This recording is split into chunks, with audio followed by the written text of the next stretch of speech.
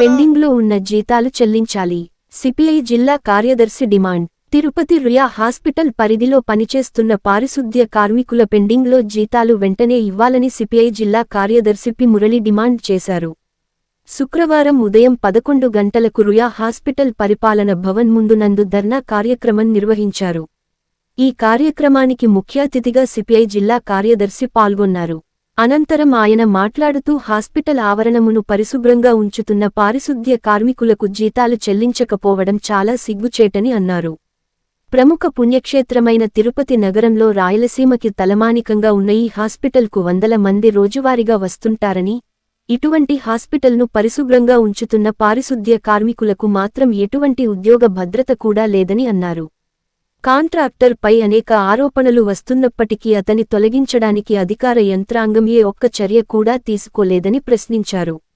గత 3 సంవత్సరాలుగా పిఎఫ్ కార్మికులకు చెల్లించకపోయిన అధికారులు ఏమాత్రం కూడా పట్టించుకోలేదని, అందుకు కారణం కాంట్రాక్టర్ అధికారులకు ఇస్తున్న మామూళ్లు కారణం కాదా అని తెలియజేశారు. ఎన్ని ఆరోపణలు వస్తున్నప్పటికీ ఆ కాంట్రాక్టర్ను కొనసాగించడానికి ఇది నిదర్శనం అన్నారు. ఏ మాత్రం అధికారులకు కార్మికులపై చిత్తశుద్ధి ఉంటే కాంట్రాక్టర్ మెడలు వంచి పెండింగ్లో ఉన్న జీతాలను ఇప్పించాలని, అదేవిధంగా పిఎఫ్ పెండింగ్లో ఉన్న డబ్బులు మొత్తం కట్టించాలని డిమాండ్ చేశారు.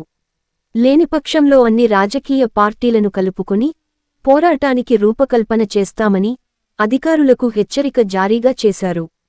రుయా హాస్పిటల్ పరిధిలో కాంట్రాక్టర్ల విషయంలో కలెక్టర్ గారు కూడా చొరవ తీసుకుని కాంట్రాక్టర్పై తప్పుడు పనులకు అలవాటు పడిన అధికారులపై చర్యలు తీసుకోవాలని డిమాండ్ చేశారు. ఈ ధర్నా కార్యక్రమంలో ఏటీసీ నాయకులు కె.వై. రాజా, ఎన్. శివ, వైఎస్ మణి, సిహెచ్ శివకుమార్, గోవిందస్వామి, ఎం. శ్రీనివాసులు, అల్లా బక్షు పారిశుద్ధ్య కార్మికులు పెద్ద ఎత్తున పాల్గొన్నారు.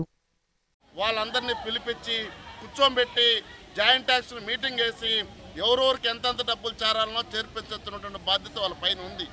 3 సంవత్సరాలు పిఎఫ్ డబ్బులు చెల్లించలేదని చెప్పేసి ఇక్కడ ఆందోళన కార్మికులు చెందుతూ ఉంటే, ఓ పక్క ఆర్ఆర్ రెడ్డి గారు మీరు అక్కడికి పోకూడదు, మీరు ఇక్కడనే ఉండాలని చెప్పేసి అజమాయి చెల్లిస్తూ ఉన్నారు.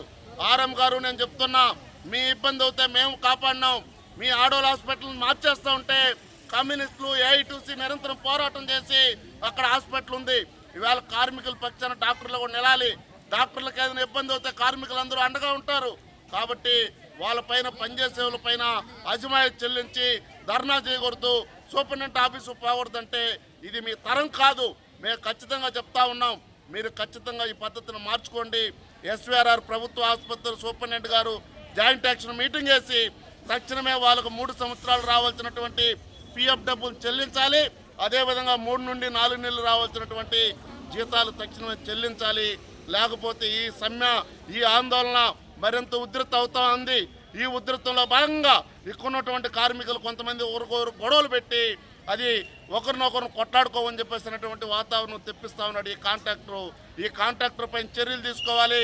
ఈ కాంట్రాక్టర్ పైన పదే ఇలాంటి అభిప్రాయాలు వస్తూ ఉంటే కూడా ఎందుకు సూపరింటెండెంట్ గారు కాంట్రాక్టర్ పైన చర్యలు తీసుకోలేదో సమాధానం చెప్పాలని చెప్పేసి ఈవేళ ఇక్కడ చేసేటువంటి ఏఐటీసీ పోరాటానికి భారత కమ్యూనిస్టు పార్టీ సిపిఐ ఎర్రజెండా కూడా వాళ్ళకు అండగా ఉంటుంది.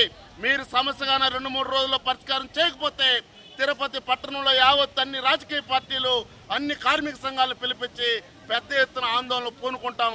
దాని పూర్తి బాధ్యత ఉన్నటువంటి అధికారులు అని చెప్పేసి ఈ సందర్భంగా ప్రభుత్వ అధికారులకు హెచ్చరిక తెలియజేస్తా ఉన్నాం.